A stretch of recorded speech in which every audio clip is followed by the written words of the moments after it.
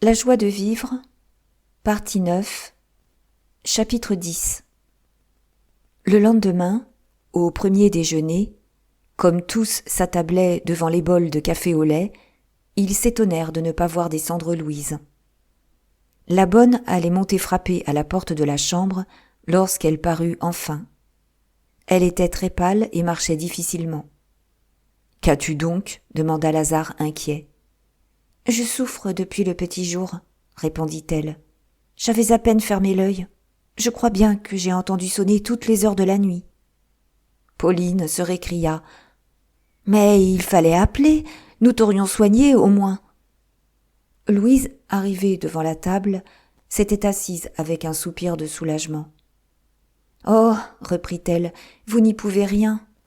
Je sais ce que c'est, voici 8 mois que ces douleurs ne me quittent presque pas. » Sa grossesse, très pénible, l'avait en effet accoutumée à de continuelles nausées, à des maux d'entrailles, dont la violence parfois la tenait pliée en deux, pendant des journées entières. Ce matin-là, les nausées avaient disparu, mais elle était comme bouclée d'une ceinture qui lui aurait meurtri le ventre. « On s'habitue au mal, » dit Chantot d'un air sentencieux. « Oui, il faut que je promène ça, » conclut la jeune femme. « C'est pourquoi je suis descendue.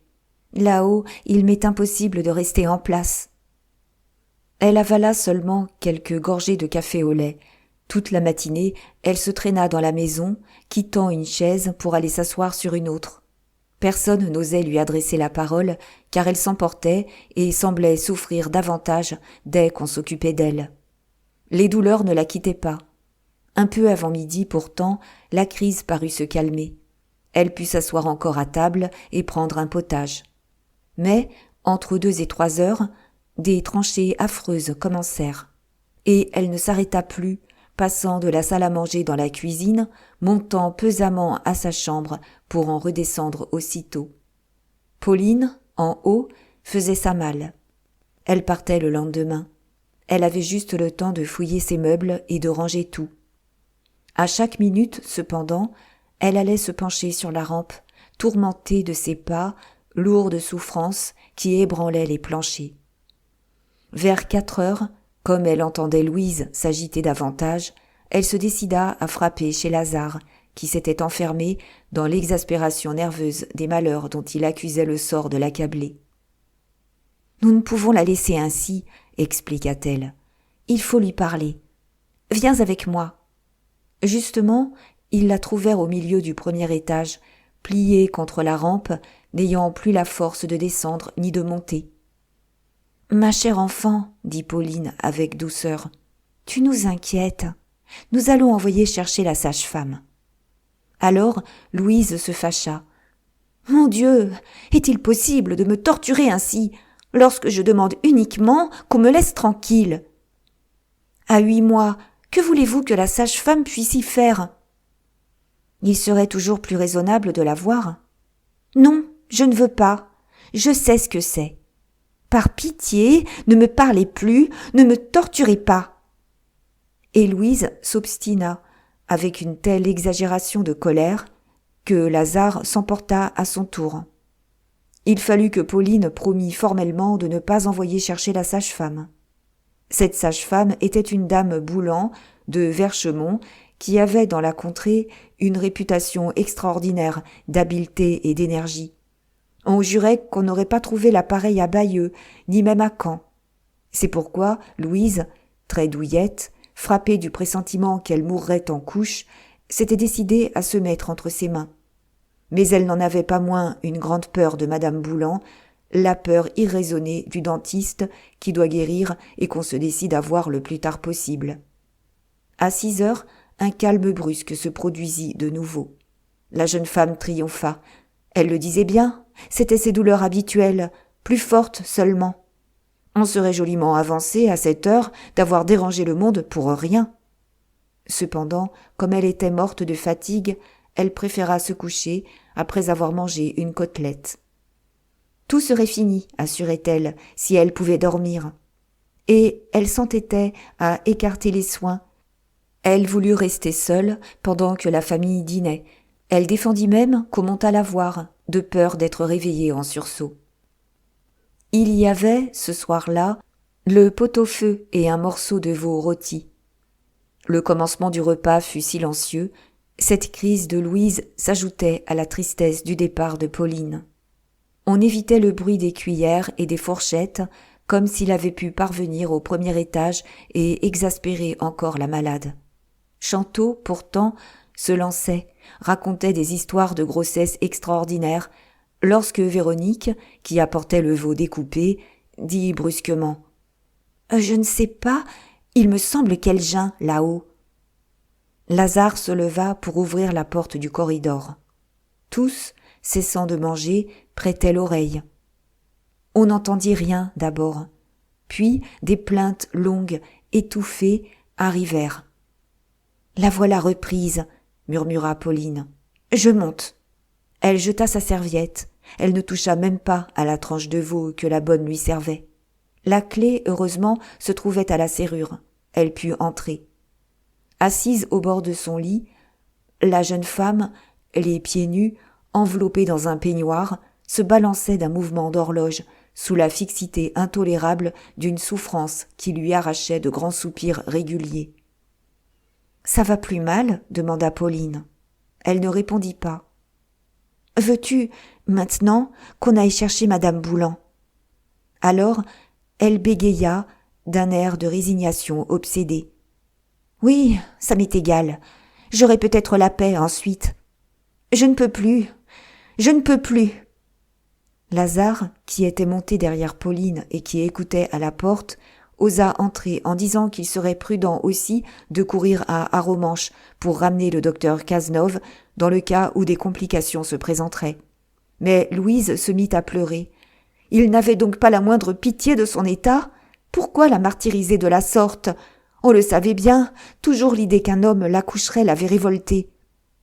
C'était en elle une pudeur maladive de femme coquette, un malaise de se montrer dans l'abandon affreux de la souffrance, qui, même devant son mari et sa cousine, lui faisait serrer le peignoir autour de ses pauvres reins tordus. « Et si tu vas chercher le docteur ?» bégayait-elle. « Je me couche, je me tourne contre le mur et je ne réponds plus à personne. » « Ramène toujours la sage-femme, » dit Pauline à Lazare. « Je ne puis croire non plus que le moment soit arrivé. Il s'agit de la calmer seulement. » Tous deux redescendirent. L'abbé Horter venait d'entrer souhaiter un petit bonsoir, et il restait muet devant Chantôt effaré. On voulut que Lazare mangeât au moins un morceau de veau avant de se mettre en route. Mais, la tête perdue, il déclara qu'une seule bouchée l'étranglerait. Il partit en courant pour Verchemont. « Elle m'a appelé, je crois, » reprit Pauline, qui s'élança vers l'escalier. « Si j'avais besoin de Véronique, je taperais. Achève de dîner sans moi, n'est-ce pas, mon oncle ?» Le prêtre, gêné d'être tombé au milieu d'un accouchement, ne trouvait pas ses paroles habituelles de consolation. Il finit par se retirer, après avoir promis de revenir lorsqu'il aurait rendu visite au Gonin où le vieil infirme était très malade. Et Chantôt demeura seul devant la table encombrée de la débandade du couvert. Les verres étaient à moitié pleins, le veau se figeait au fond des assiettes, les fourchettes grasses et les morceaux de pain mordus déjà traînaient, restaient jetés dans le coup d'inquiétude qui venait de passer sur la nappe. Tout en mettant une bouilloire d'eau au feu, par précaution, la bonne grognait de ne pas savoir s'il fallait desservir ou laisser ainsi tout en l'air. En haut, Pauline avait trouvé Louise debout, appuyée au dossier d'une chaise. « Je souffre trop, assise. Aide-moi à marcher. » Depuis le matin, elle se plaignait de pincures à la peau, comme si des mouches l'avaient fortement piquée. À présent, c'étaient des contractions intérieures, une sensation d'étau qui lui aurait serré le ventre, dans un écrasement de plus en plus étroit. Dès qu'elle s'asseyait ou se couchait, il lui semblait qu'une masse de plomb lui broyait les entrailles. Et elle éprouvait le besoin de piétiner. Elle avait pris le bras de sa cousine, qui la promenait du lit à la fenêtre. « Tu as un peu de fièvre, » dit la jeune fille. « Si tu voulais boire. » Louise ne put répondre. Une contraction violente l'avait courbée, et elle se pendait aux épaules de Pauline dans un tel frisson que toutes les deux en tremblaient.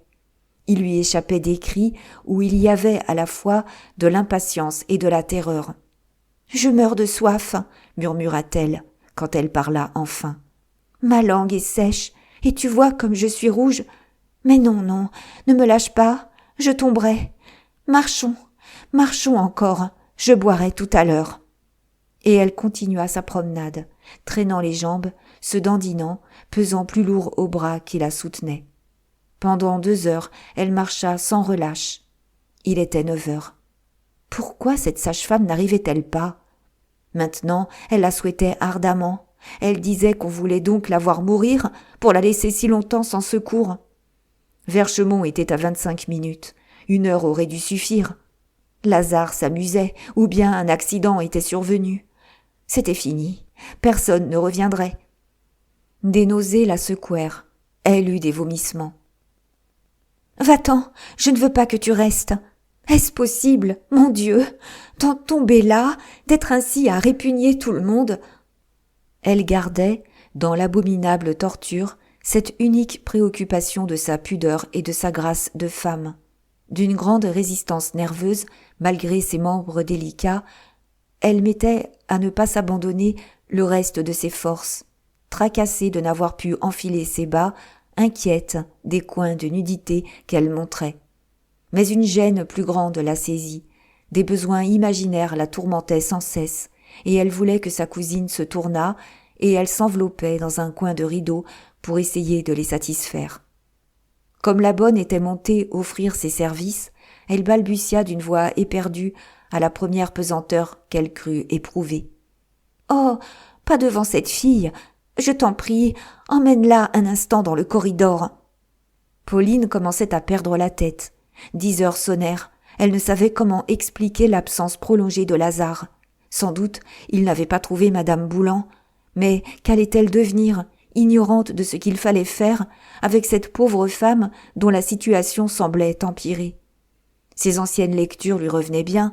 Elle aurait volontiers examiné Louise, dans l'espoir de se rassurer et de la rassurer elle-même. Seulement, elle la sentait si honteuse qu'elle hésitait à le lui proposer. « Écoute, ma chère, dit-elle enfin, si tu me laissais voir. »« Toi ?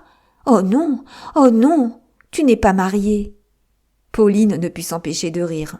« Ça ne fait rien, va, je serais si heureuse de te soulager. »« Non, je mourrais de honte, je n'oserais jamais plus te regarder en face. » 11 heures sonnèrent. L'attente devenait intolérable.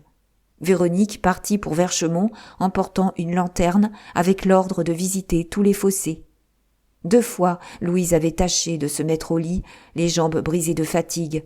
Mais elle s'était relevée aussitôt et elle se tenait debout maintenant, les bras accoudés à la commode, s'agitant sur place dans un perpétuel mouvement des reins. Les douleurs, qui se produisaient par crise, se rapprochaient, se confondaient en une douleur unique, dont la violence lui coupait la respiration. À toute minute, ses mains tâtonnantes quittaient un instant la commode, glissaient le long de ses flancs, allaient empoigner et soutenir ses fesses, comme pour alléger le poids qui les écrasait. Et Pauline, debout derrière elle, ne pouvait rien, devait la regarder souffrir, détournant la tête, feignant de s'occuper lorsqu'elle la voyait ramener son peignoir d'un geste d'embarras, avec la préoccupation persistante de ses beaux cheveux blonds défaits et de son fin visage décomposé. Il était près de minuit, lorsqu'un bruit de roue fit descendre vivement la jeune fille. « Hé, Véronique !» cria-t-elle du perron en reconnaissant Lazare et la sage-femme. « Vous ne l'avez donc pas rencontré ?» Lazare lui raconta qu'ils arrivaient par la route de Port-en-Bessin. Tous les malheurs, Madame Boulan, à 3 lieues de là, auprès d'une femme en couche, ni voiture ni cheval pour aller la chercher. Les 3 lieues faites à pied, au pas de course, et là-bas des ennuis à n'en plus finir. Heureusement que Madame Boulan avait une carriole. « Mais la femme ?» demanda Pauline. « C'était donc fini ? Madame a pu la quitter ?» La voix de Lazare trembla. Il dit sourdement. « La femme, elle est morte. » On entrait dans le vestibule qu'une bougie posée sur une marche éclairait. Il y eut un silence, pendant que madame Boulan accrochait son manteau. C'était une petite femme brune, maigre, jaune comme un citron, avec un grand nez dominateur. Elle parlait fort, avait des allures despotiques qui la faisaient vénérer des paysans. « Et si madame veut bien me suivre, dit Pauline. Je ne savais plus que faire. Elle n'a pas cessé de se plaindre depuis la nuit. » Dans la chambre, Louise piétinait toujours devant la commode. Elle se remit à pleurer quand elle aperçut la sage-femme. Celle-ci lui posa quelques questions brèves sur les dates, le lieu et le caractère des douleurs. Puis, elle conclut sèchement. « Nous allons voir. Je ne peux rien dire tant que je n'aurai pas déterminé la présentation. »« C'est donc pour maintenant » murmura la jeune femme en larmes. « Oh, mon Dieu, à 8 mois, moi qui croyais avoir un mois encore !» Sans répondre, madame Boulan tapait les oreillers, les empilait l'un sur l'autre au milieu du lit. Lazare, qui était monté, avait l'attitude gauche de l'homme tombé dans ce drame des couches. Il s'était approché pourtant, il avait mis un baiser sur le front en sueur de sa femme, qui ne parut même pas avoir conscience de cette caresse encourageante. « Allons, allons, dit la sage-femme.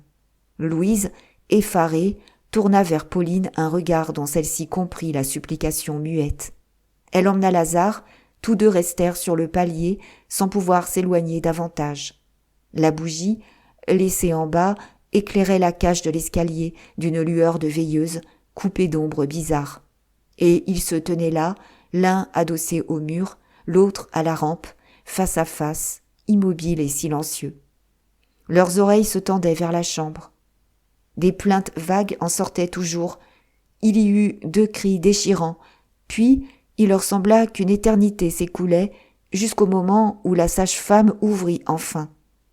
Ils allaient rentrer lorsqu'elle les repoussa pour sortir elle-même et refermer la porte. « Quoi donc ?» murmura Pauline. D'un signe, elle leur dit de descendre, et ce fut en bas seulement, dans le corridor, qu'elle parla. « Le cas menace d'être grave. Mon devoir est de prévenir la famille. » Lazare pâlissait. Un souffle froid lui avait glacé la face. Il balbutia. « Qu'y a-t-il » ? L'enfant se présente par l'épaule gauche, autant que j'ai pu m'en assurer, et je crains même que le bras ne se dégage le premier. « Eh bien, demanda Pauline, dans un cas pareil, la présence d'un médecin est absolument nécessaire. Je ne puis prendre la responsabilité de l'accouchement, surtout à 8 mois. Il y eut un silence. Puis, Lazare, désespéré, se révolta. Où voulait-on qu'il trouvât un médecin à cette heure de nuit ? Sa femme aurait le temps de succomber 20 fois avant qu'il eût ramené le docteur d'Aromanche. « Je ne crois pas à un danger immédiat, » répétait la sage-femme. « Partez tout de suite. Moi, je ne puis rien faire. » Et, comme Pauline à son tour la suppliait d'agir, au nom de l'humanité, pour soulager du moins la malheureuse dont les grands soupirs continuaient à emplir la maison, elle déclara de sa voix nette. « Non, cela m'est défendu. L'autre, là-bas, est morte.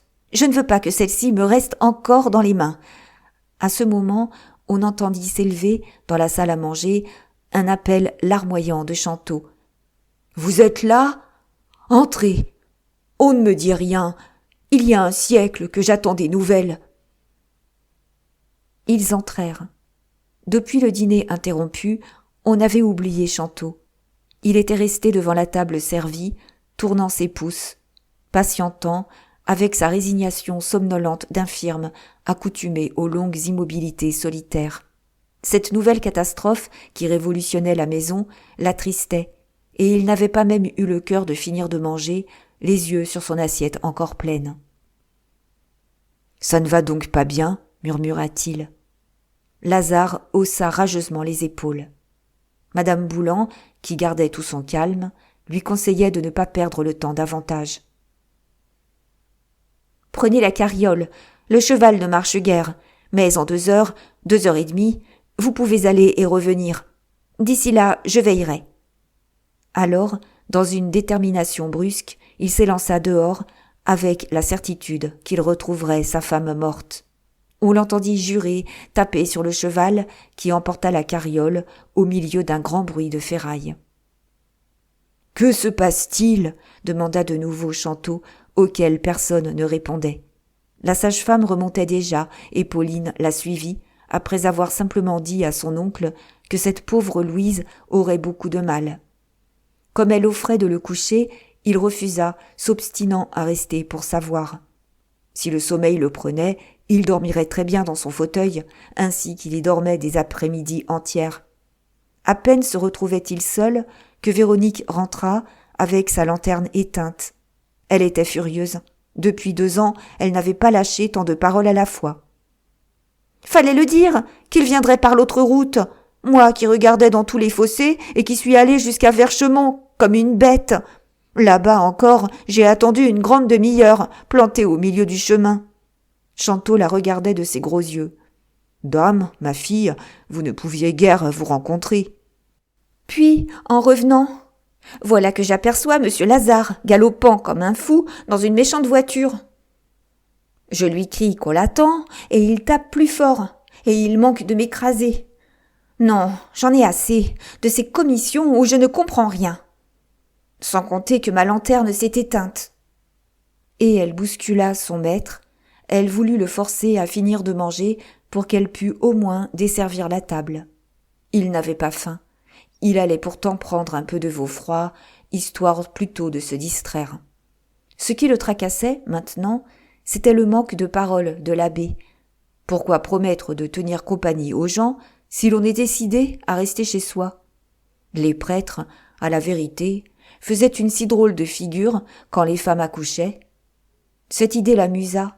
Il se disposa gaiement à souper tout seul. « Voyons, monsieur, dépêchez-vous » répétait Véronique. « Il est bientôt 1h.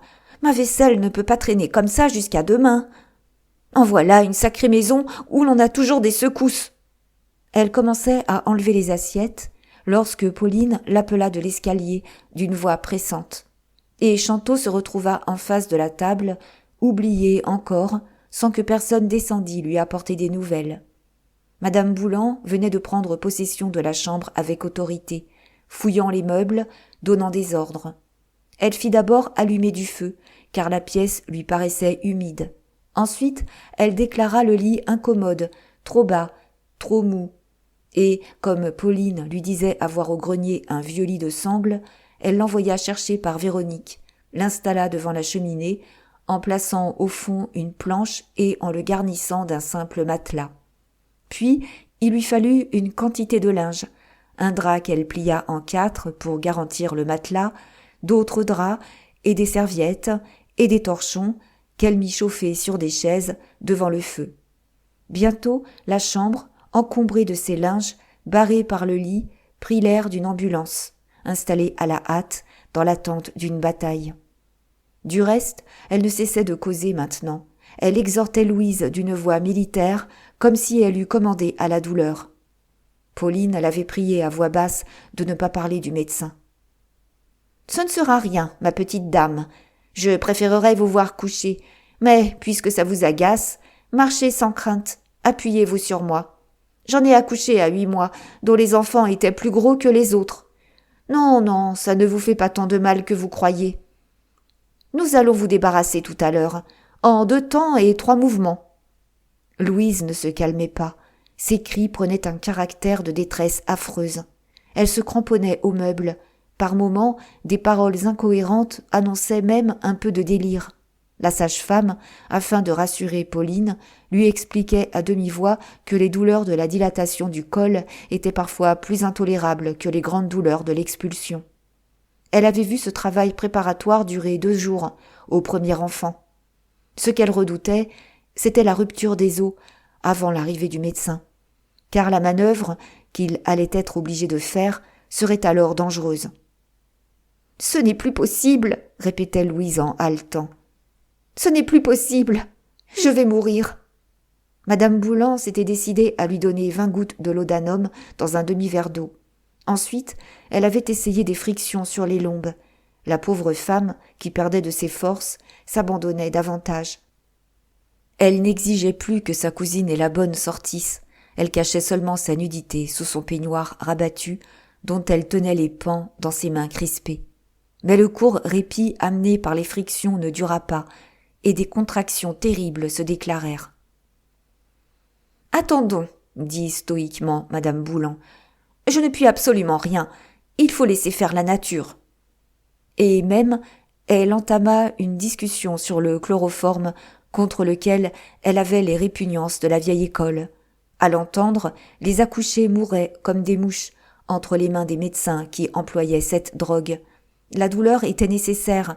Jamais une femme endormie n'était capable d'un aussi bon travail qu'une femme éveillée. Pauline avait lu le contraire. Elle ne répondait pas, le cœur noyé de compassion devant le ravage du mal qui anéantissait peu à peu Louise et faisait de sa grâce, de son charme de blonde délicate, un épouvantable objet de pitié.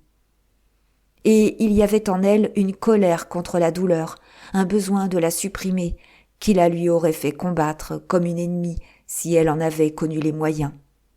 La nuit pourtant s'écoulait, il était près de 2 heures. Plusieurs fois, Louise avait parlé de Lazare. On mentait, on lui disait qu'il restait en bas, tellement secoué lui-même qu'il craignait de la décourager. Du reste, elle n'avait plus conscience du temps. Les heures passaient et les minutes lui semblaient éternelles. Le seul sentiment qui persistait dans son agitation était que ça ne finirait jamais, que tout le monde autour d'elle y mettait de la mauvaise volonté. C'étaient les autres qui ne voulaient pas la débarrasser. Elle s'emportait contre la sage-femme, contre Pauline, contre Véronique, en les accusant de ne rien savoir de ce qu'il aurait fallu faire. Madame Boulan se taisait.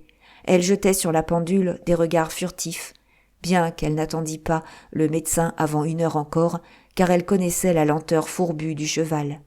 La dilatation allait être complète, la rupture des os devenait imminente, et elle décida la jeune fille à se coucher. Puis elle la prévint. « Ne vous effrayez pas, si vous vous sentiez mouillé. Et ne bougez plus de grâce. J'aimerais mieux ne rien hâter maintenant. » Louise resta immobile pendant quelques secondes. Il lui fallait un effort de volonté excessif pour résister au soulèvement désordonné de la souffrance. Son mal s'en irritait. Bientôt, elle ne put lutter davantage. Elle sauta du lit de sangle dans un élan exaspéré de tous ses membres. À l'instant même, comme ses pieds touchaient le tapis, il y eut un bruit sourd d'outre qui se crève et ses jambes furent trempées. 2 larges taches parurent sur son peignoir. « Ça y est !» dit la sage-femme qui jura entre ses dents. Bien que prévenue, Louise était demeurée à la même place, tremblante, regardant ce ruissellement qui sortait d'elle, avec la terreur de voir le peignoir et le tapis inondés de son sang. Les taches restaient pâles, le flot s'était brusquement arrêté, elle se rassura. Vivement, on l'avait recouchée.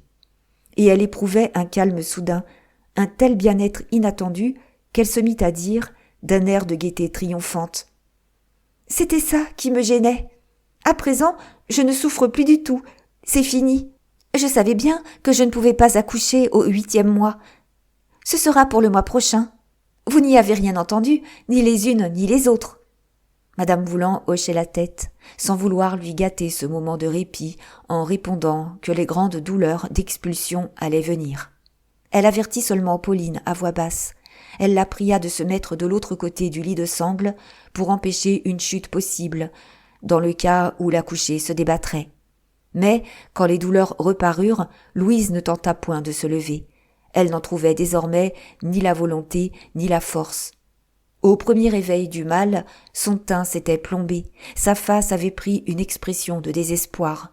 Elle cessait de parler, elle s'enfermait dans cette torture sans fin où elle ne comptait désormais sur le secours de personne, si abandonnée, si misérable à la longue qu'elle souhaitait de mourir tout de suite.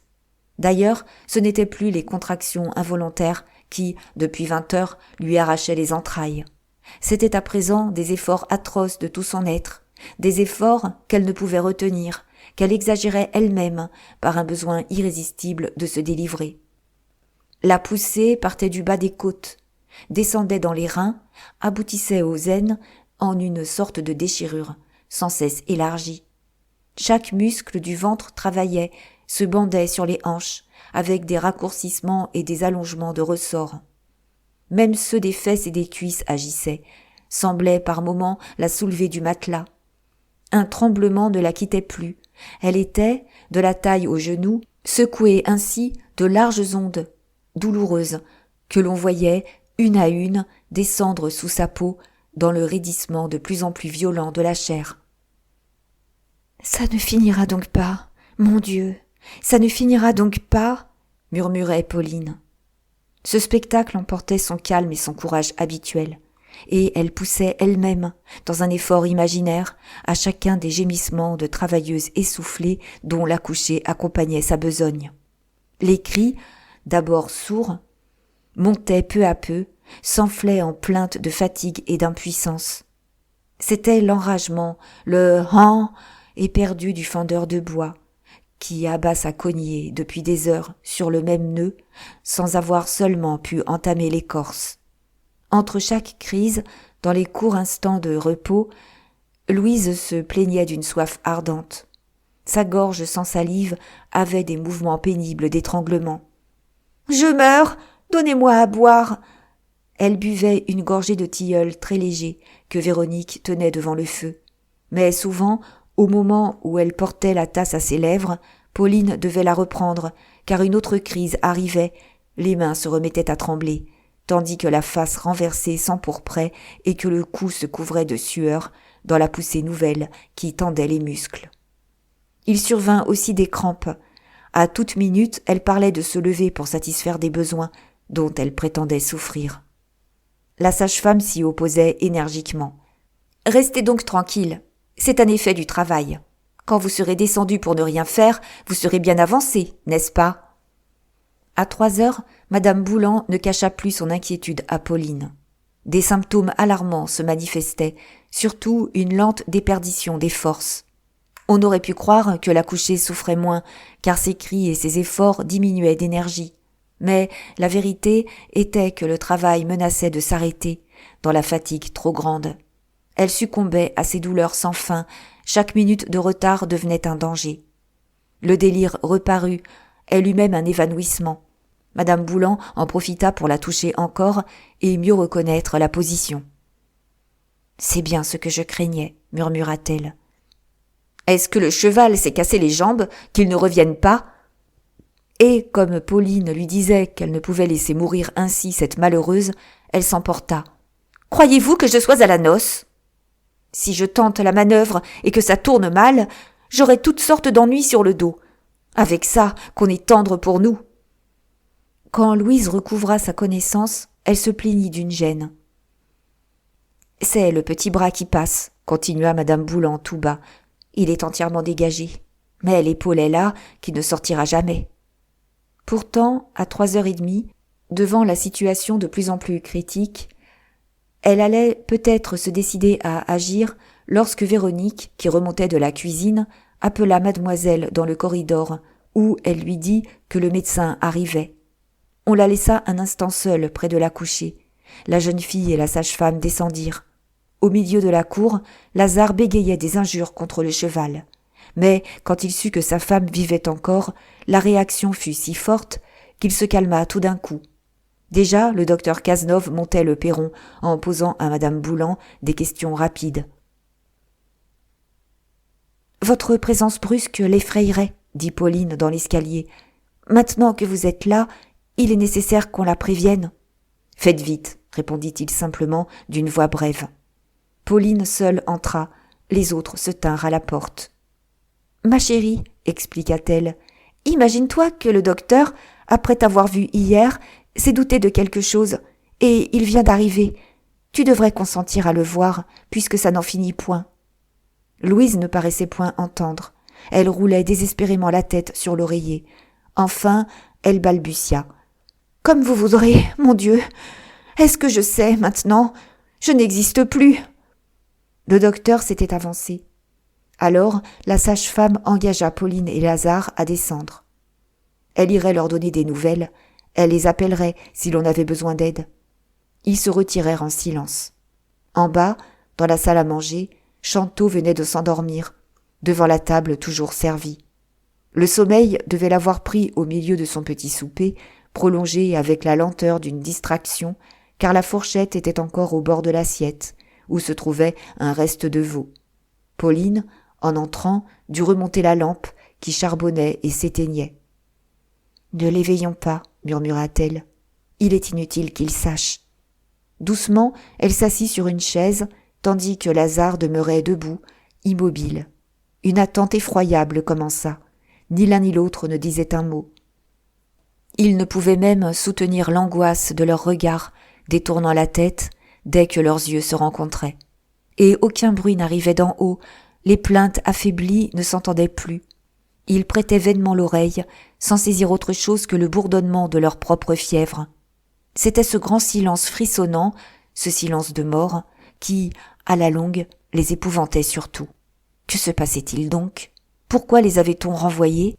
Ils auraient préféré les cris, une lutte, quelque chose de vivant se débattant encore sur leur tête. Les minutes s'écoulaient, et la maison s'enfonçait davantage dans ce néant. Enfin, la porte s'ouvrit. Le docteur Cazenove entra. « Eh bien ?» demanda Lazare, qui avait fini par s'asseoir en face de Pauline. Le docteur ne répondit pas tout de suite. La clarté fumeuse de la lampe, cette clarté louche des longues veilles, éclairait mal son vieux visage tanné, où les fortes émotions ne pâlissaient que les rides. Mais, quand il parla, le son brisé de ses paroles laissa voir la lutte qui se livrait en lui. « Eh bien, je n'ai encore rien fait, » répondit-il. « Je ne veux rien faire sans vous consulter. » Et, d'un geste machinal, il passa les doigts sur son front, comme pour en chasser un obstacle, un nœud qu'il ne pouvait défaire. « Mais ce n'est pas à nous de décider, docteur, » dit Pauline. « Nous la remettons entre vos mains. » Il hocha la tête. Un souvenir importun ne le quittait pas. Il se souvenait de quelques négresses qu'il avait accouchées aux colonies, une entre autres, une grande fille dont l'enfant se présentait ainsi par l'épaule et qui avait succombé pendant qu'il la délivrait d'un paquet de chair et d'os. C'étaient, pour les chirurgiens de marine, les seules expériences possibles. Des femmes éventrées à l'occasion, quand il faisait là-bas un service d'hôpital. Depuis sa retraite à Arromanches, il avait bien pratiqué et acquis l'adresse de l'habitude, mais le cas si difficile qu'il rencontrait dans cette maison amie venait de le rendre à toute son hésitation d'autrefois. Il tremblait comme un débutant, inquiet aussi de ses vieilles mains qui n'avaient plus l'énergie de la jeunesse. « Il faut bien que je vous dise tout, » reprit-il. « La mère et l'enfant me semblent perdus. Peut-être serait-il temps encore de sauver l'un ou l'autre. » Lazare et Pauline s'étaient levés, glacés du même frisson. Chantot, réveillé par le bruit des voix, avait ouvert des yeux troubles et il écoutait avec effarement les choses qu'on disait devant lui. « Qui dois-je essayer de sauver ?» répétait le médecin, aussi tremblant que les pauvres gens auxquels il posait cette question. « L'enfant ou la mère ?»« Qui ? Mon Dieu !» s'écria Lazare. « Est-ce que je sais ? Est-ce que je puis ?» Des larmes l'étranglaient de nouveau, pendant que sa cousine, très pâle, restait muette devant cette alternative redoutable. « Si je tente l'aversion, » continua le docteur qui discutait ses incertitudes, tout haut, « l'enfant sortira sans doute en bouillie. Et je crains de fatiguer la mère. Elle souffre déjà depuis trop longtemps. D'autre part, l'opération césarienne assurerait la vie du petit. Mais l'état de la pauvre femme n'est pas désespéré au point que je me sente le droit de la sacrifier ainsi. C'est une question de conscience. Je vous supplie de prononcer vous-même. » Les sanglots empêchaient Lazare de répondre. Il avait pris son mouchoir. Il le tordait convulsivement dans l'effort qu'il faisait pour retrouver un peu de raison. Chantot regardait toujours, stupéfié. Et ce fut Pauline qui put dire « Pourquoi êtes-vous descendu ? C'est mal de nous torturer lorsque vous êtes seul à savoir et à pouvoir agir. » Justement, Madame Boulan venait annoncer que la situation s'aggravait. « Est-on décidé ? Elle s'affaiblit. » Alors, dans un de ces brusques élans qui déconcertaient, le docteur embrassa Lazare en le tutoyant. « Écoute, je vais tâcher de les sauver tous les deux. Et s'ils succombent, eh bien, J'aurai plus de chagrin que toi, parce que je croirai que c'est de ma faute. » Rapidement, avec la vivacité d'un homme résolu, il discuta l'emploi du chloroforme. Il avait apporté le nécessaire, mais certains symptômes lui donnaient la crainte d'une hémorragie, ce qui était une contre-indication formelle. Les syncopes et la petitesse du pouls le préoccupaient. Aussi résista-t-il aux supplications de la famille qui demandait le chloroforme, malade de ses souffrances qu'elle partageait depuis bientôt 24 heures. Et il était encouragé dans son refus par l'attitude de la sage-femme, dont les épaules se haussaient de répugnance et de mépris. « J'accouche bien 200 femmes par an, » murmurait-elle. « Est-ce qu'elles ont besoin de ça pour se tirer d'affaire ? Elles souffrent, tout le monde souffre. »« Montez, mes enfants, » reprit le docteur. « J'aurai besoin de vous. Et puis, j'aime mieux vous sentir avec moi. » Tous quittaient la salle à manger lorsque Chantôt parla enfin. Il appelait son fils. « Viens m'embrasser. »« Ah, cette pauvre Louisette. Est-ce terrible, des affaires pareilles au moment où l'on ne s'y attend pas. S'il faisait jour au moins. Préviens-moi quand ce sera fini. » De nouveau, il resta seul dans la pièce. La lampe charbonnait, il fermait les paupières, aveuglé par la clarté louche, repris de sommeil. Pourtant, il lutta quelques minutes, promenant ses regards sur la vaisselle de la table et la débandade des chaises où les serviettes pendaient encore. Mais l'air était trop lourd, le silence trop écrasant. Il succomba, ses paupières se refermèrent, ses lèvres eurent un petit souffle régulier au milieu du désordre tragique de ce dîner interrompu depuis la veille. En haut, le docteur Cazenove conseilla de faire un grand feu dans la chambre voisine, l'ancienne chambre de madame Chantôt. On pourrait en avoir besoin, après la délivrance. Véronique, qui avait gardé Louise pendant l'absence de la sage-femme, alla aussitôt l'allumer. Puis, toutes les dispositions furent prises, on remit des linges fins devant la cheminée, on apporta une seconde cuvette, on monta une bouilloire d'eau chaude, 1 litre d'eau-de-vie, du sein doux sur une assiette. Le docteur crut avoir le devoir de prévenir la couchée.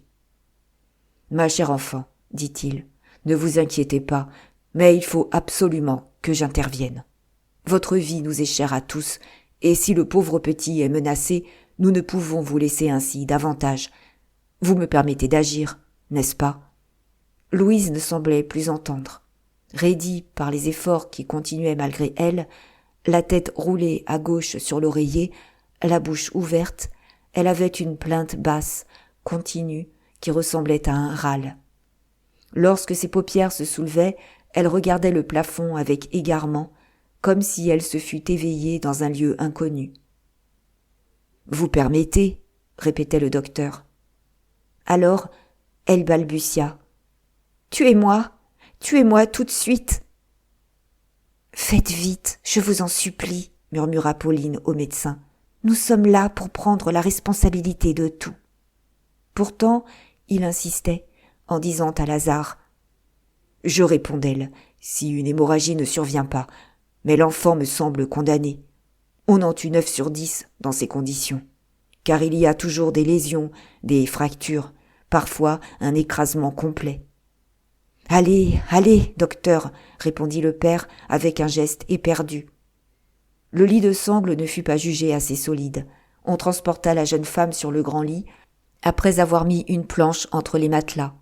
La tête vers le mur, adossée contre un entassement d'oreillers, elle avait les reins appuyés au bord même.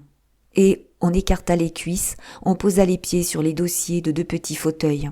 « C'est parfait, » disait le médecin en considérant ses préparatifs. « Nous serons bien, ça va être très commode. Seulement, il serait prudent de la tenir, dans le cas où elle se débattrait. » Louise n'était plus. Elle venait de s'abandonner comme une chose. Sa pudeur de femme, sa répugnance à se laisser voir dans son mal et dans sa nudité, avait sombré enfin, emportée par la souffrance. Sans force pour soulever un doigt, elle n'avait conscience ni de sa peau nue, ni de ces gens qui la touchaient. Et, découverte jusqu'à la gorge, le ventre à l'air, les jambes élargies, elle restait là, sans même un frisson, étalant sa maternité ensanglantée et béante. « Madame Boulan tiendra l'une des cuisses, » continuait le docteur. Et vous, Pauline, il faut que vous nous rendiez le service de tenir l'autre. N'ayez pas peur, serrez ferme, empêchez tout mouvement. Maintenant, Lazare serait bien gentil s'il m'éclairait. On lui obéissait. Cette nudité avait aussi disparu pour eux. Ils n'en voyaient que la misère pitoyable, ce drame d'une naissance disputée qui tuait l'idée de l'amour.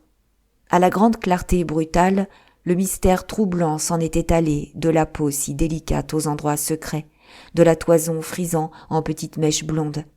Et il ne restait que l'humanité douloureuse, l'enfantement dans le sang et dans l'ordure, faisant craquer le ventre des mères, élargissant jusqu'à l'horreur la fente rouge, pareille au coup de hache qui ouvre le tronc et laisse couler la vie des grands arbres. Le médecin causait toujours à demi-voix, en ôtant sa redingote et en retroussant la manche gauche de sa chemise au-dessus du coude. On a trop attendu. L'introduction de la main sera difficile. Vous voyez, l'épaule s'est déjà engagée dans le col. Au milieu des muscles engorgés et tendus, entre les bourrelets rosâtres, l'enfant apparaissait. Mais il était arrêté là par l'étranglement de l'organe qu'il ne pouvait franchir. Cependant, les efforts du ventre et des reins tâchaient encore de le chasser.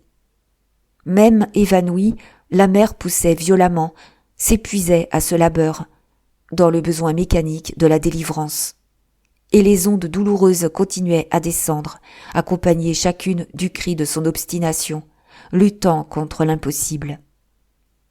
Hors de la vulve, la main de l'enfant pendait.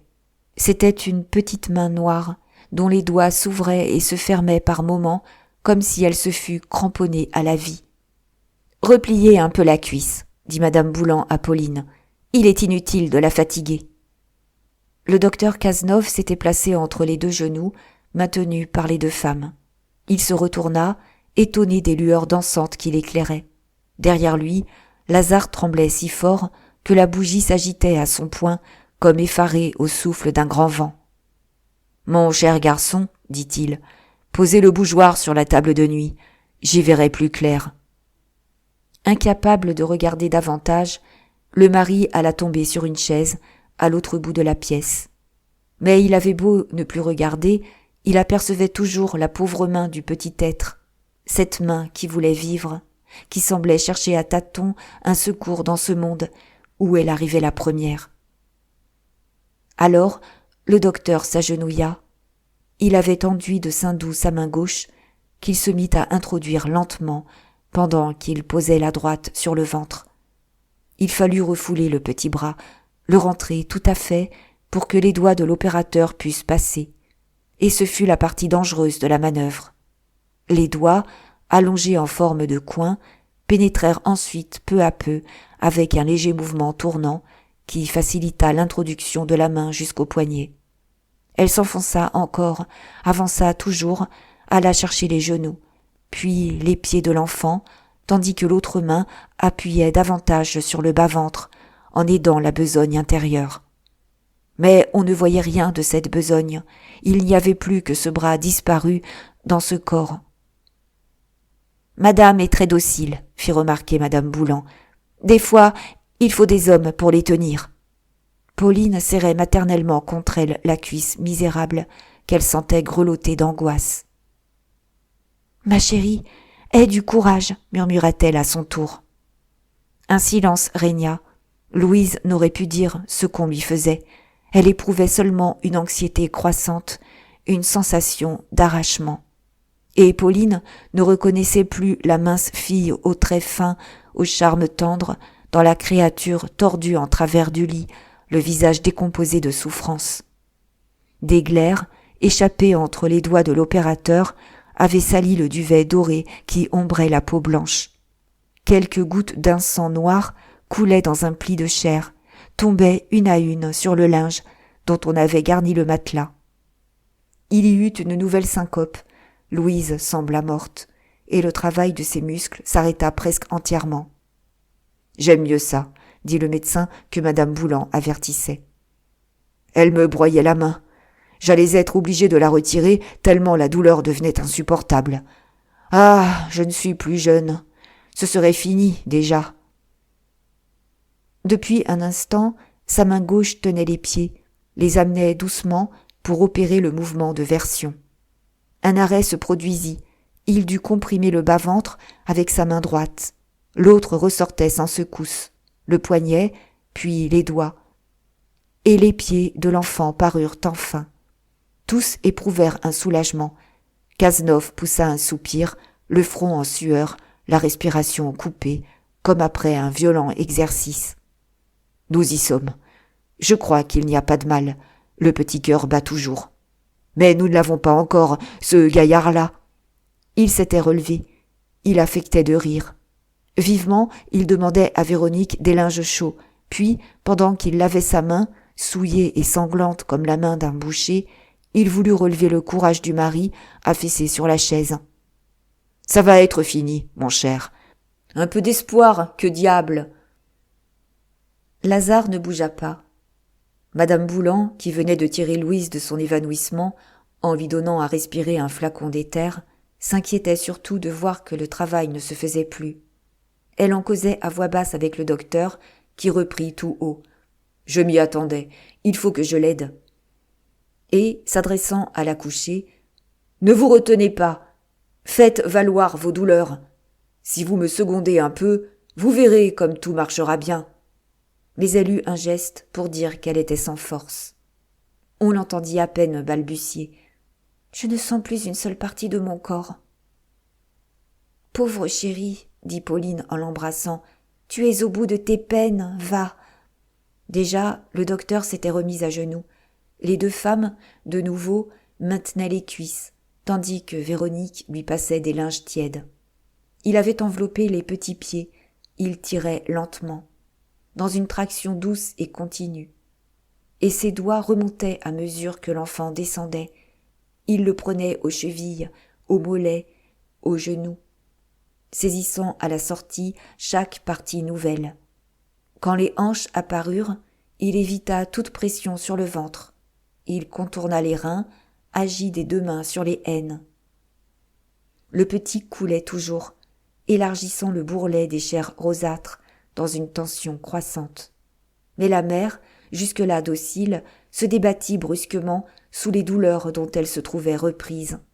Ce n'étaient plus seulement des efforts, tout son corps s'ébranlait. Il lui semblait qu'on la fendait à l'aide d'un couperet très lourd, comme elle avait vu séparer les bœufs dans les boucheries. Sa rébellion éclata si violente qu'elle échappa à sa cousine et que l'enfant glissa des mains du docteur. « Attention !» cria-t-il. « Empêchez-la donc de bouger. Si le cordon n'a pas été comprimé, nous aurons de la chance. » Il avait rattrapé le petit corps. Il se hâtait de dégager les épaules. Il amenait les bras l'un après l'autre pour que le volume de la tête n'en fût pas augmenté. Mais les soubresauts convulsifs de l'accouchée le gênaient. Il s'arrêtait chaque fois par crainte d'une fracture. Les deux femmes avaient beau le maintenir de toute leur force sur le lit de misère, elle les secouait, elle se soulevait dans un raidissement irrésistible de la nuque. En se débattant, elle venait de saisir le bois du lit qu'on ne pouvait lui faire lâcher, et elle s'y appuyait, elle détendait violemment les jambes avec l'idée fixe de se débarrasser de ces gens qui la torturaient. C'était une crise de rage véritable, des cris horribles dans cette sensation qu'on l'assassinait, en l'écartelant des reins jusqu'au ventre.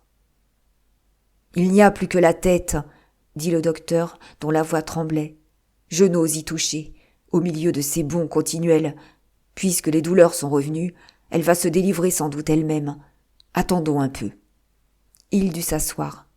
Madame Boulan, sans lâcher la mère, veillait sur l'enfant qui reposait au milieu des cuisses sanglantes, encore retenues au cou et comme étranglées.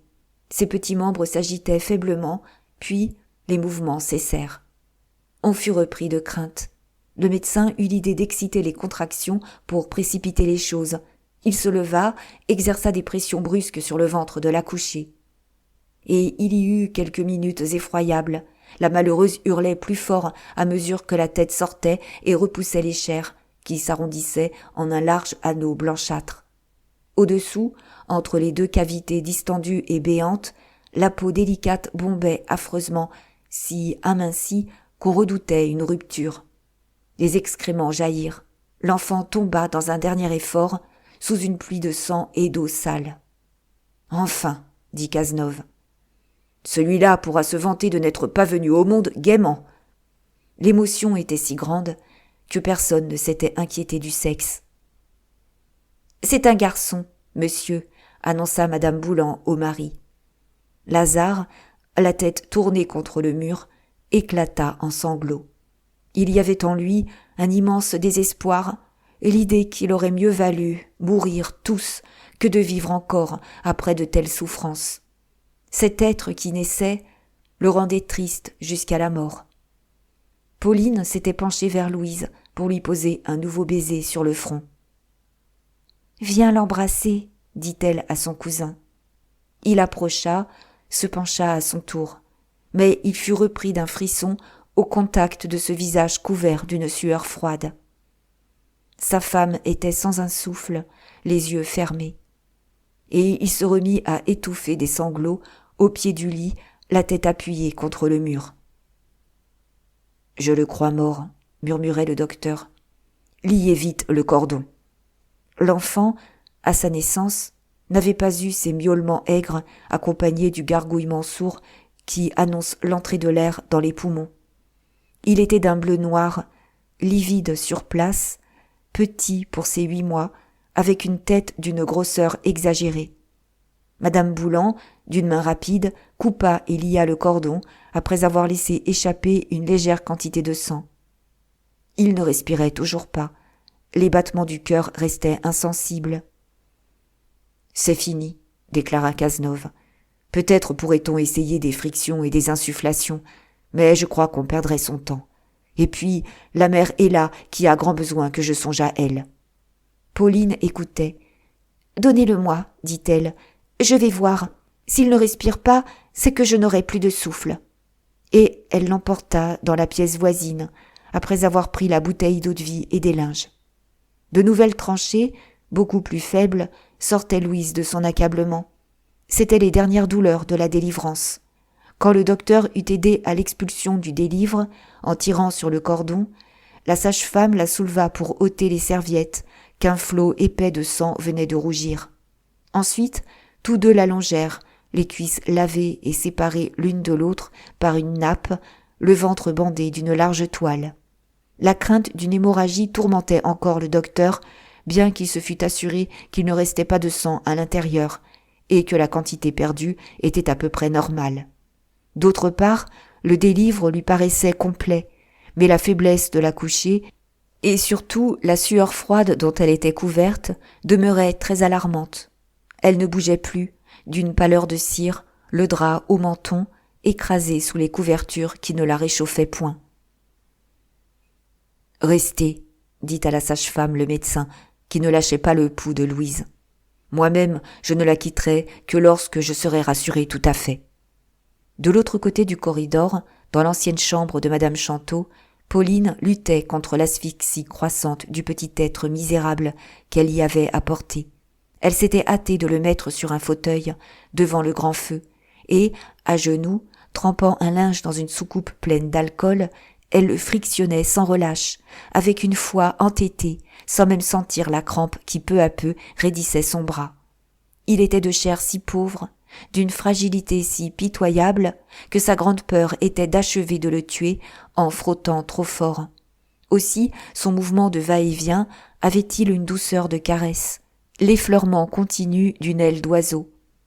Elle le retournait avec précaution, essayait de rappeler la vie dans chacun de ses petits membres. Mais il ne remuait toujours pas. Si les frictions le réchauffaient un peu, sa poitrine restait creuse, aucun souffle ne la soulevait encore.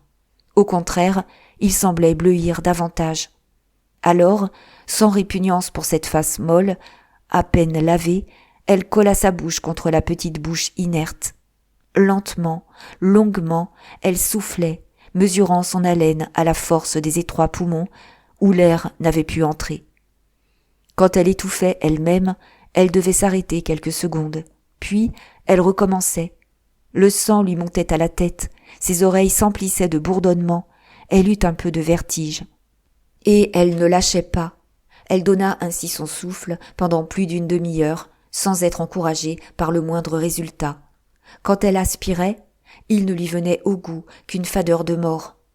Très doucement, elle avait en vain essayé de faire jouer les côtes, en les pressant du bout des doigts. Rien ne réussissait. Une autre aurait abandonné cette résurrection impossible. Mais elle y apportait un désespoir obstiné de mère qui achève de mettre au jour l'enfant malvenu de ses entrailles. Elle voulait qu'il vécût, et elle sentit enfin s'animer le pauvre corps. La petite bouche avait eu un frisson léger sous la sienne. Depuis près d'une heure, l'angoisse de cette lutte la tenait éperdue, seule dans cette pièce, oublieuse de tout. Le faible signe d'existence, cette sensation si courte à ses lèvres, lui rendit courage. Elle recommença les frictions, elle continua de minute en minute à donner son souffle, alternant, se dépensant avec sa charité débordante.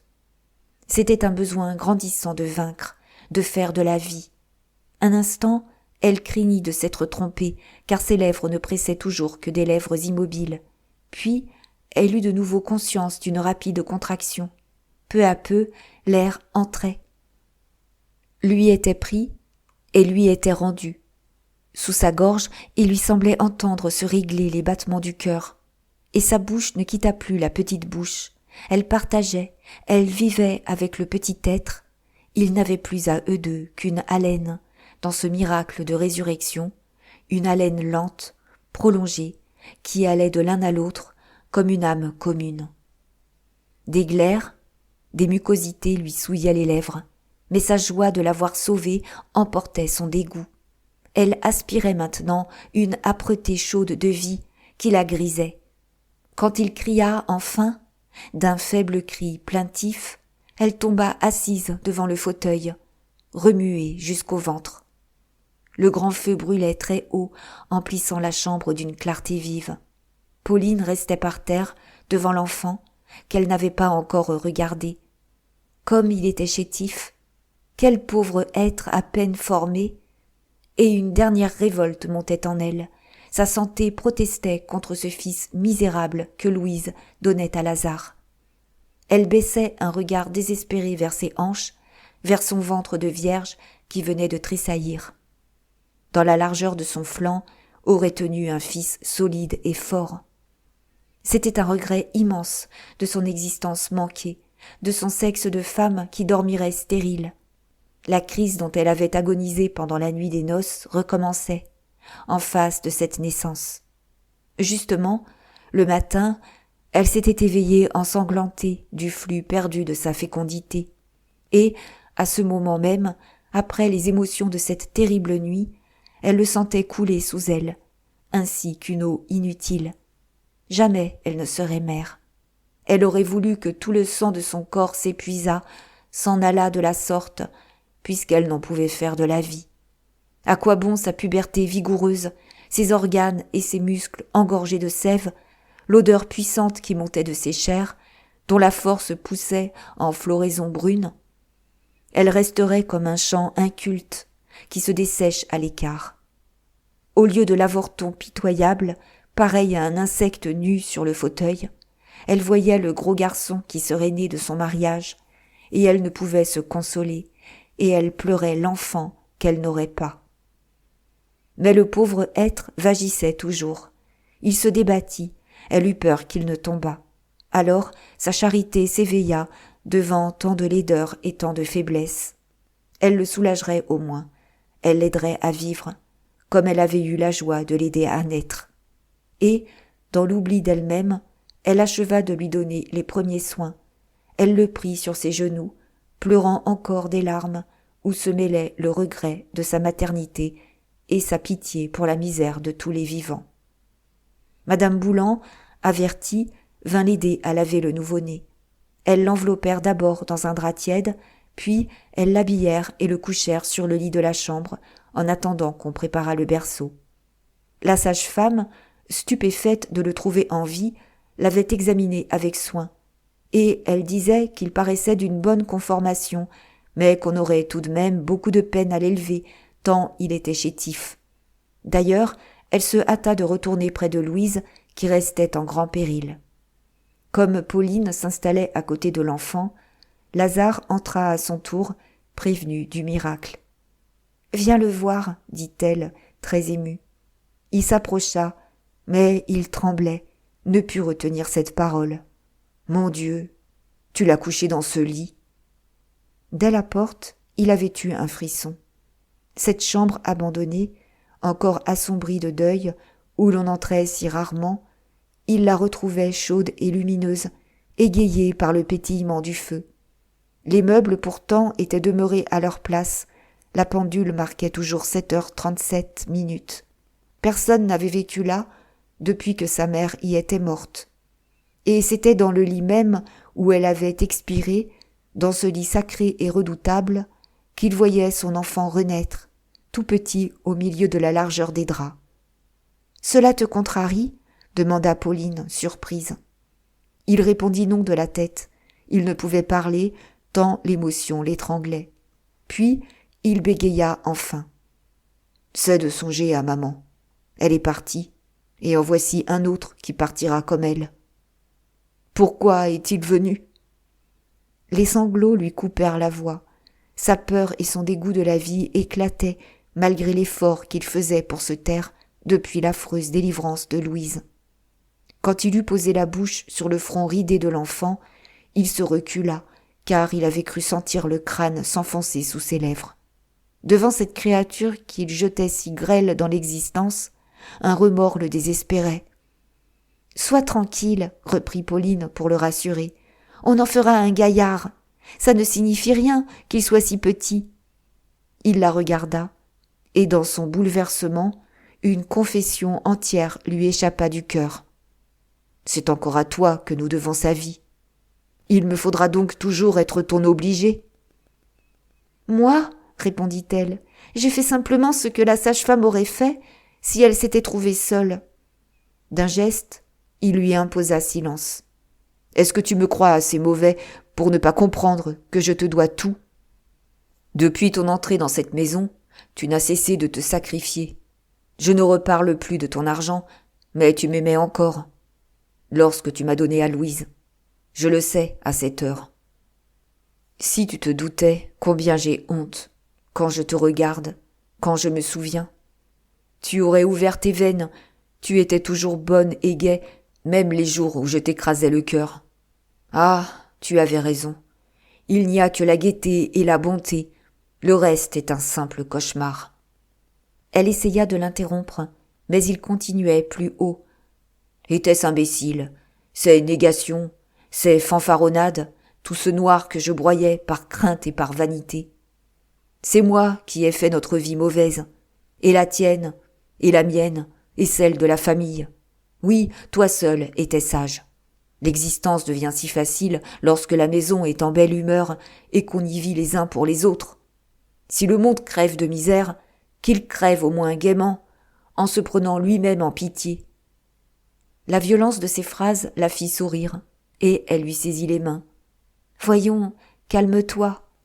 Puisque tu reconnais que j'ai raison, te voilà corrigé, tout marchera bien. »« Ah oui, corrigé.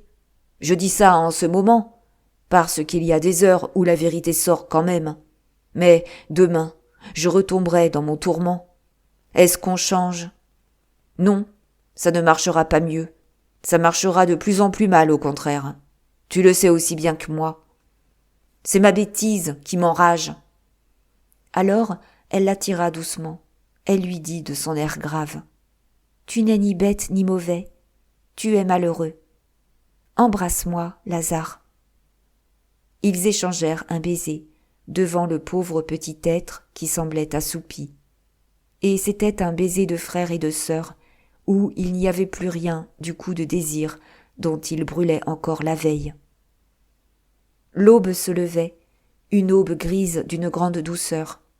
Cazenove vint voir l'enfant, qui s'émerveilla de trouver en si bon état.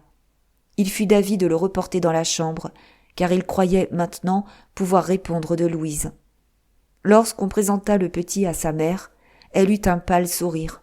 Puis, elle ferma les yeux.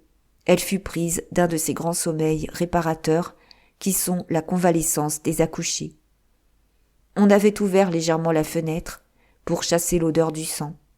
et une fraîcheur délicieuse, un souffle de vie montait avec la marée haute. Tous restaient immobiles, là et heureux, devant le lit où elle dormait.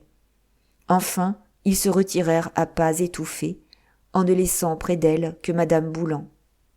Le médecin, pourtant, ne partit que vers 8 heures. Il avait très faim. Lazare et Pauline eux-mêmes tombaient d'inanition. Et il fallut que Véronique leur fît du café au lait et une omelette. En bas, il venait de retrouver Chantot, oublié de tous, dormant profondément dans son fauteuil. Rien n'avait bougé. La salle était seulement empoisonnée par la fumée âcre de la lampe qui filait encore.